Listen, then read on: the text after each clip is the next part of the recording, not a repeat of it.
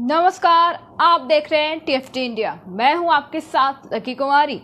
झारखंड में चुनाव से पहले बीजेपी ने बदला है अध्यक्ष। जेपी नड्डा ने पूर्व सांसद को सौंपी है जिम्मेदारी।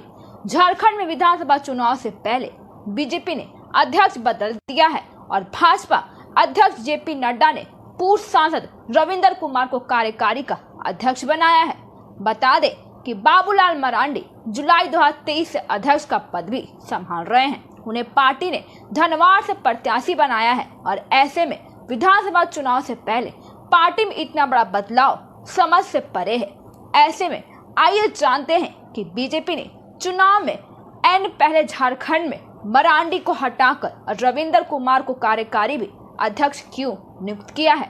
हैरानी भरा फैसला है कि प्रदेश में चुनाव से पहले बाबूलाल मरांडी को भी अध्यक्ष पद से हटाकर रविंदर कुमार राय को कार्यकारी अध्यक्ष नियुक्त करने पर कई राजनीति विश्लेषक अचंभित हैं। और ऐसे पहले भी होता आया है कि एक नेता पार्टी का अध्यक्ष होता है और विधानसभा का चुनाव भी लड़ रहा होता है तो कई अध्यक्ष तो बाद में सीएम भी बन जाते हैं। ऐसे में अगर पार्टी को कोई बदलाव करना होता है तो चुनाव से पहले नहीं बल्कि सुनियोजित तरीके से करती है। और ऐसे में बीजेपी आलाकमान के इस फैसले पर भी सवाल खड़े हो रहे हैं। इसलिए कुछ विश्लेषकों को लगता है कि पार्टी ने मरांडी को फ्री हैंड देने के लिए भी और अपने क्षेत्र में सक्रियता बढ़ाने को लेकर भी ऐसा फैसला किया हो। लेकिन मरांडी प्रदेश के पहले सीएम और दिग्गज नेता भी रह चुके हैं। ऐसे में उनकी अपने क्षेत्र में भी सक्रियता हो ऐसे में जरूरी नहीं है, बल्कि वे तो अध्यक्ष होने के नाते पूरे देश में कैंपेन चलाते हैं।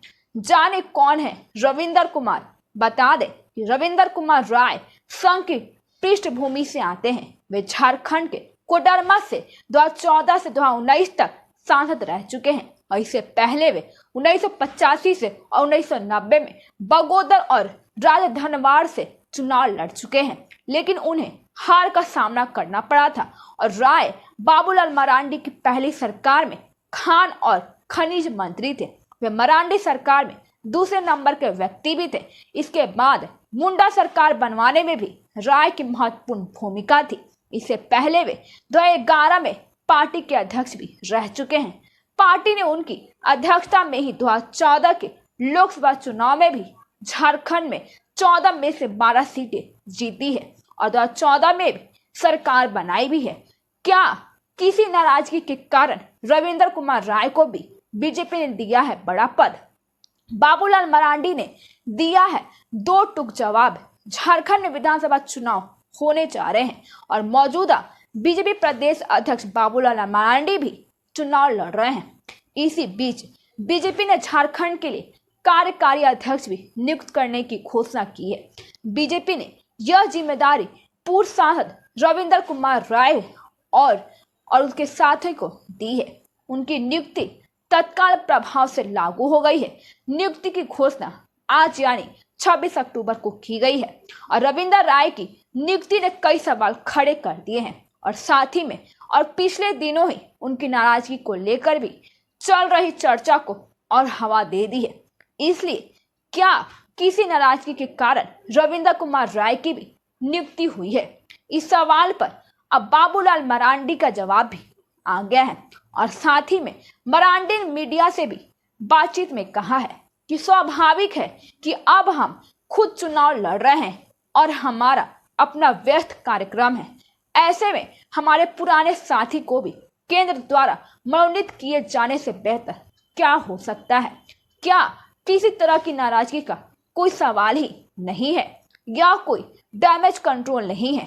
हम सभी मिलकर भी झारखंड में 51 से अधिक सीटें जीतेंगे। और बता दें कि पिछले दिनों ही जब रविंदर राय की नाराजगी की चर्चा चल रही थी तब कहा जा रहा था कि वो जेएमएम ज्वाइन कर सकते हैं और बाद में रविंदर कुमार ने खुद बयान में जारी कहा है कि यह केवल अफवाह है। इसलिए वो बीजेपी के एक निष्ठावान कार्यकर्ता हैं। कहां से टिकट मांग रहे थे रविंदर राय? 2019 में बीजेपी ने रविंदर राय को भी लोकसभा का टिकट नहीं दिया था तो उस वक्त भी उनकी नाराजगी भी सामने आई थी और वो झारखंड बीजेपी के प्रदेश अध्यक्ष रहे हैं।